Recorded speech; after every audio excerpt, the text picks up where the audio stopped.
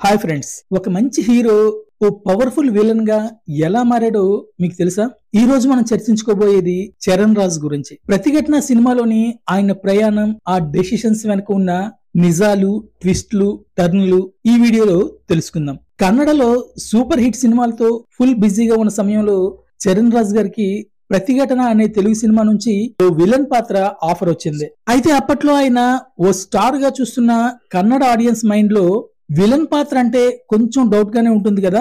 అదే డౌట్ ఆయనకు వచ్చింది. నేను హీరోగా ఉన్నాను కదా, ఇప్పుడు ఈ విలన్ పాత్ర ఏంటి అని మొదట తిరస్కరించారట ఆ పాత్రని.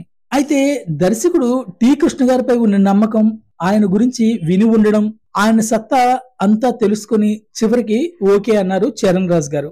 ఒక్క లుక్ మార్చేసి గడ్డం మీసం లెన్స్ వేసి ఓ పవర్ఫుల్ విలన్ గా పూర్తిగా ట్రాన్స్ఫార్మ్ అయ్యారు. వైజాగ్ షూటింగ్ వెళ్ళినప్పుడు ఈ సినిమా ఆగిపోతే బాగుండును అనుకున్నారట చరణ్ రాజ్ గారు. కానీ మొదటి డైలాగ్ "ఏం కూసావే" అనగానే సెట్ లో చప్పట్లట. వెంటనే సుత్తివేలు గారు టి కృష్ణ గారి కాళ్ళ మీద పడిపోయి "మీ ఇమాజినేషన్ అదిరిపోయింది" అని అన్నారట. అంతేకాదు, సినిమా రిలీజ్ అయిన తర్వాత బెంగళూరులో రామోజీరావు గారు 108 అడుగుల భారీ కటౌట్ పెట్టించారట చరణ్ రాజ్ది. ఈ ఒక్క సినిమా చరణ్ రాజ్ గారి కెరీర్ కి టర్నింగ్ పాయింట్ అయింది. తెలుగు, తమిళం, మలయాళం, హిందీలో వరుస అవకాశాలు వచ్చి పడ్డాయి.